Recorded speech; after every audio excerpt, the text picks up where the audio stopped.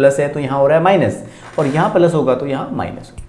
तो सिंपल हमको ये चीज़ें पता होनी चाहिए, जस्ट रिवर्स प्रोसेस। और हम यहाँ पे कोई भी बेसिक डेफिनेशन यूज़ नहीं करेंगे लैप्लास का, क्योंकि इन्वर्स के लिए कोई डेफिनेशन यूज़ नहीं होती है, हमें जस्ट रिवर्स करना है, हमें जस्ट रिवर्स करना है। अभी मैं इसको हम लोग पढ़ते हैं, एक क्वेश्चन की हेल्प से इसको समझते हैं।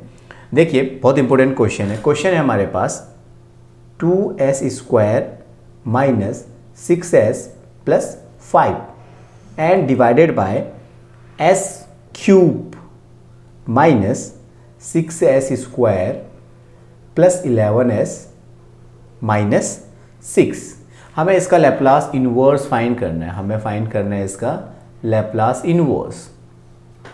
तो ये क्वेश्चन देखो, सबसे पहले तो हम लोग इसको क्या कर लेते हैं, पार्शियल फ्रैक्शन करके इसको अलग अलग कर लेते हैं। हम लोग क्या करते हैं, इसका पार्शियल फ्रैक्शन, सबसे पहले हम इसका करेंगे पार्शियल फ्रैक्शन।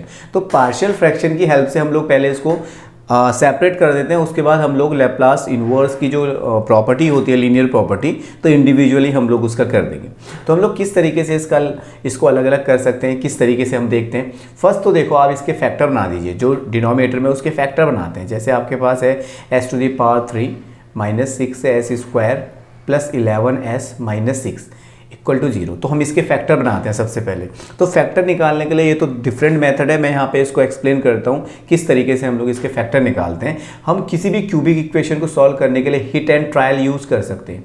हम किसी भी क्यूबिक इक्वेशन या फिर हमारे पास 4 डिग्री की कोई पॉलिनोमियल है बाई क्वाड्रेटिक इक्वेशन, तो हम लोग उसको सॉल्व करने के लिए हिट एंड ट्रायल यूज़ कर सकते हैं। तो हिट एंड ट्रायल क्या बोलता है, एस की किसी एक वैल्यू के लिए इसको सेटिस्फाइड करवाओ। अगर ये सेटिस्फाइड होता है तो अच्छी बात है, अदरवाइज इसका नहीं निकलेगा फैक्टर, बहुत लेंथी प्रोसेस होगा, ये बहुत सिंपल प्रोसेस है। हम क्या करते हैं, देखो 1 के लिए मैं इसको सेटिस्फाइड कराता हूँ, 1 रखता हूँ तो 1 का क्यूब 1, 1 का स्क्वायर 1 तो 6 आ जाएगा, प्लस 11 इंटू 1 1 6 प्लस 12 माइनस 12, तो ये सेटिस्फाइड हो रहा है। ये क्या हो रहा है, सेटिस्फाइड हो रहा है। अगर ये सेटिस्फाइड हो रहा है तो ऑब्वियसली s इक्वल टू 1 इसका एक रूट है। अब हम क्या करते हैं, एक ट्रिक की हेल्प से बाकी के 2 अदर रूट्स इसके फाइंड कर लेते हैं। तो देखिए जो रूट्स के लिए सेटिस्फाइड हुआ, 1 के लिए सेटिस्फाइड हुआ, तो 1 को यहाँ पे रख लेते हैं और यहाँ से इस क्यूबिक इक्वेशन के कोफिशिएंट लिख लेते हैं। 1 माइनस 6 11 माइनस 6, ये हमने उस ऊपर जो क्यूबिक इक्वेशन थी उसके कोफिशिएंट रख लिए और जिसके लिए सेटिस्फाइड हुआ उसको यहाँ पे रख लिया। क्योंकि ये 0 दे रहा है तो ये सेटिस्फाइड हो गया। अगर ये सेटिस्फाइड नहीं होता तो -1 रख के चेक करते, और -1 पे भी चेक नहीं होता तो 2 पे करते, फिर 2 पे भी अगर ये सेटिस्फाइड नहीं होता तो -2 पे करते। तो इस तरीके से हम इसको सेटिस्फाइड करते हुए चले जाएंगे। तो जिस पे सेटिस्फाइड होगा वो रूट यहाँ पे आ जाएगा, वो उसका एक रूट होगा क्योंकि वो उसको सेटिस्फाइड कर रहा है। तो इस पे हमने क्या लिख दिए, उस क्यूबिक इक्वेशन के कोफिशिएंट। इस पोजीशन पे हमें हमेशा 0 रखना है, इस पोजीशन पे हमें हमेशा 0 रखना है। तो इनको वर्टिकली ऐड करते हैं तो 1 आएगा, 1 का मल्टीप्लाई क्रॉस करते हैं 1 के साथ तो 1 आया। इनको वर्टिकली ऐड करो तो कितना आएगा, -5। इनको फिर आप -5 को 1 के साथ मल्टीप्लाई करो, -5। इनको आप फिर ऐड करो, हमारे पास आ जाएगा 6 का फिर 1 के साथ क्रॉस मल्टीप्लाई करो, कितना आएगा 6। इन दोनों को फिर वर्टिकली ऐड करो तो कितना आएगा 0। तो ये 0 आना ही चाहिए तो ही हमारा ये सही है। अब हम क्या कर लेते हैं, जो हमारे पास कोफिशिएंट बचेंगे वो हमारे पास बचेंगे क्वाड्रेटिक इक्वेशन के कोफिशिएंट। वो क्या बचेंगे हमारे पास, क्वाड्रेटिक इक्वेशन के कोफिशिएंट। मींस जो ये क्यूबिक इक्वेशन थी हमारे पास बाय डिफॉल्ट कन्वर्ट हो गई किस में, क्वाड्रेटिक इक्वेशन में। किस में कन्वर्ट हो गई, क्वाड्रेटिक इक्वेशन में कन्वर्ट हो गई। और क्वाड्रेटिक इक्वेशन को हमें सॉल्व करना आता है बाय फैक्टराइजेशन या फिर क्वाड्रेटिक फॉर्मूला। तो देखो 6 के फैक्टर क्या हो जाएंगे, 3 इंटू 2 और 3 + 2 करके हमें कितना दे देगा 5। तो हमने मिडिल टर्म स्प्लिट और फैक्टराइजेशन कर दिया। तो s स्क्वायर कितना आ जाएगा 3s और माइनस का 2s प्लस का 6 इक्वल टू 0। यहाँ से इसको सिंप्लीफाई कर लेते तो हमारे पास आ जाएगा s-3 और s-2 इक्वल टू 0। तो एक 2 फैक्टर ये आ गए, एक फैक्टर हमारे पास क्या निकल कर आएगा, s-1, क्योंकि वो 1 उसका रूट है तो इसलिए वो उसका फैक्टर हो जाएगा। तो हमने क्यूबिक इक्वेशन को सॉल्व करके उसके फैक्टर बना लिए। और हमें हमेशा यही करना है कि जब कभी भी हमारे पास डिनोमिनेटर में कोई क्वाड्रेटिक इक्वेशन, क्यूबिक इक्वेशन है तो सबसे पहले हम उसके फैक्टर बनाएंगे। अगर फैक्टर बन रहे हैं तो अच्छी बात है, पॉसिबल है तो बना लेंगे, अदरवाइज हम परफेक्ट स्क्वायर बनाएंगे। बट यहाँ पे तो फैक्टर बन रहे हैं तो हमने क्या कर दिया, उसको फैक्टर बना के पार्शियल फ्रैक्शन में ब्रेक करेंगे। तो देखो पार्शियल फ्रैक्शन बहुत इंपॉर्टेंट है, ये बहुत जगह यूज होता है, कॉम्प्लेक्स वेरिएबल में भी यूज होगा और भी जगह ये यूज होता है। तो पार्शियल फ्रैक्शन देखिए, पार्शियल फ्रैक्शन ये 12th का एक टॉपिक होता है इंटीग्रेशन में। जब हम लोग इंटीग्रेशन बाई जो निकालते हैं इंडिविजुअली तो हम लोग सेपरेट करके ही पार्शियल फ्रैक्शन के थ्रू निकालते हैं। तो हम लोग पार्शियल फ्रैक्शन को यहाँ पे करते हैं, बट उसका लैप्लास बहुत ईजी है। ठीक है, तो चलिए मैं क्वेश्चन को फिर से लिख रहा हूँ। हमारे पास क्या है, 2s स्क्वायर माइनस का 6s प्लस का 5, ये तो है हमारे पास न्यूमरेटर में। डिनोमिनेटर में हमने सॉल्व करके क्या लाया, हमने फैक्टर बना लिए s-2 s-3। तो ये हमारे फैक्टर आ गए। हम क्या करते हैं, लेट पार्शियल फ्रैक्शन में यहाँ पे एक्सप्लेन कर रहा हूँ, लेट a अपॉन पहला फैक्टर, b अपॉन दूसरा फैक्टर एंड c अपॉन तीसरा फैक्टर। ये जो फैक्टर है लीनियर फैक्टर है। अगर फैक्टर रिपीटिंग होते तो दूसरी तरीके से होता, अगर फैक्टर क्वाड्रेटिक होते तो दूसरी तरीके से होता।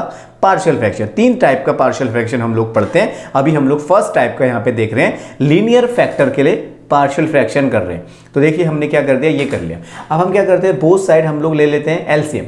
तो जब हम लोग बोथ साइड एलसीएम ले लेंगे तो देखिए क्या आएगा, s-1 s-2 s-3 और यहाँ आ जाएगा s-2 और s-3। अदर 2 फैक्टर नीचे वाला तो कैंसिल हो जाता है, प्लस का b s-1 s-3 plus c s-1 s-2 और यहाँ जो रहेगा वो एज इट इज रहेगा।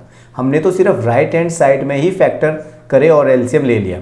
तो देखो एलसीएम लेने के बाद दोनों साइड का जो डिनोमिनेटर होता है हमेशा कैंसिल हो जाता है, ये और ये कैंसिल हो गया हमेशा। तो हमारे पास जो बचा निकल कर आया वो क्या आ गया, इक्वेशन नंबर 1। तो हमारे पास कैंसिल होने के बाद जो बचा इक्वेशन नंबर 1। अब आप देख लीजिए जो a के नीचे डिनोमिनेटर में है s-1, इस फैक्टर को अगर 0 रखेंगे तो क्या आएगा, इसकी वैल्यू 1, और इस फैक्टर को 0 रखेंगे तो वैल्यू क्या आएगा 2, और इस फैक्टर को 0 रखेंगे तो वैल्यू क्या आएगा 3। अब 1 बाई 1 करके s की वैल्यू 1 2 3 इस इक्वेशन नंबर 1 में डालते हैं और हमारे पास a और b और c की कांस्टेंट वैल्यू आ जाएगी, और कांस्टेंट वैल्यू ही हमेशा पार्शियल फ्रैक्शन से निकल कर आएंगी। और सिंप्लीफाई तो देखो सेपरेट तो ये ऑलरेडी हो चुका, और हम लोग लैप्लास इन्वर्स निकालेंगे तो इंडिविजुअली बहुत इजी तरीके से निकल जाएगा। तो चलो हम क्या करते हैं, s इक्वल टू 1 डालते हैं, तो s इक्वल टू 1 डालते हैं तो ये 2 आएगा, ये 6 आएगा और ये 5 आ जाएगा। और यहाँ क्या आएगा, s डालूंगा 1 तो 1 माइनस 1 0, 1 माइनस 1 0, तो यहाँ पे 1 डालते हैं तो कितना आएगा -1, और यहाँ पे 1 डालते हैं तो कितना आएगा -2, तो ये हो जाएगा प्लस का 2a, और यहाँ से जो हमारे पास आ जाएगा, हमारे पास आ जाएगा 1 तो इक्वल टू 2a, तो हमारे पास यहाँ से a निकल कर आ गया 1/2।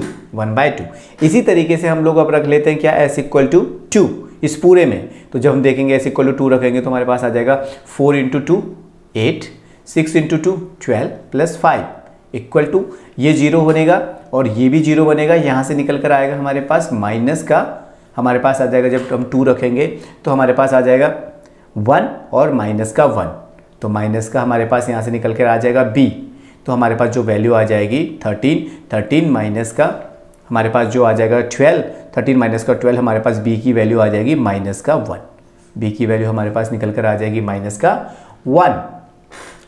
तो अब हम क्या करेंगे, हम लोग s की वैल्यू रख लेते हैं 3, तो 3 रखेंगे तो हम देखते हैं राइट लेफ्ट हैंड साइड क्या आता है, 3 रखेंगे तो 9 9 2 18, ठीक है, -3 18, राइट, ठीक है, देन 5 18 गेट कैंसल, और यहाँ आएगा 0 0, और यहाँ पे आ जाएगा हमारे पास 3 - 1 2, 3 - 1 इज़ 1, तो c आ जाएगा हमारे पास 2c, तो हमारे पास c निकल कर आ जाएगा 5/2। अब हम लोग a और b और c की वैल्यू को क्या करेंगे, सब्स्टिट्यूट कर देंगे, a b और c की वैल्यू को सब्स्टिट्यूट कर देंगे जो हमने लेट किया था, a upon something s-1 b upon s-2, तो हमारे पास जब a की वैल्यू हमारे पास आ गई 1/2 तो हमने रख दिया 1/2 नीचे s-1, b की वैल्यू आ गई हमारे पास -1 अपॉन s-2, c की वैल्यू आ गई 5/2 अपॉन s-3, ठीक है। अब देखिए हमें लैप्लास निकालना मतलब लेफ्ट हैंड साइड का निकालना मतलब राइट हैंड साइड का निकालना, तो हम लोग क्या करते हैं, इधर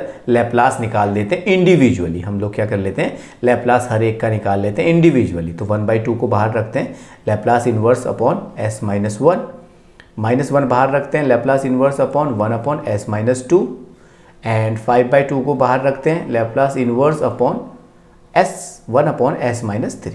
तो हम लोग देखो क्या आ जाएगा, 1/2 तो as it is 1 upon s-1 e to the power t 1t, ठीक है, minus e to the power 2t, फिर देन आ जाएगा हमारे पास e to the power 3t।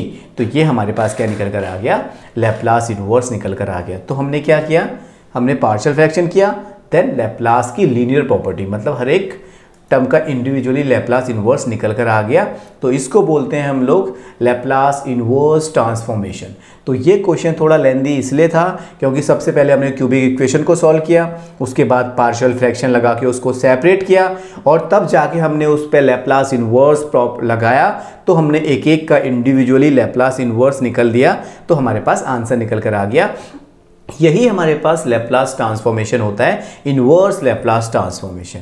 Means fs से हमें ft फाइंड करना है, तो हमारे पास जो आंसर आता है यहाँ पे, तो ये हमारे पास आंसर क्या आया, देखो क्या हमारे पास ये ft नहीं है, क्योंकि आप देखो t का फंक्शन आ गया, और पहले क्या होता था, हमको ये क्वेश्चन देता था और इससे हमें क्या निकालना होता था, fs, हमें क्या निकालना होता है इससे fs, तो उसको हम लोग ने क्या बोला, लैप्लास। बट अभी हम लोग क्या पढ़ लें, लैप्लास इन्वर्स, तो ft निकल कर आ गया, क्या आ गया, ft निकल कर आ गया। Thank you.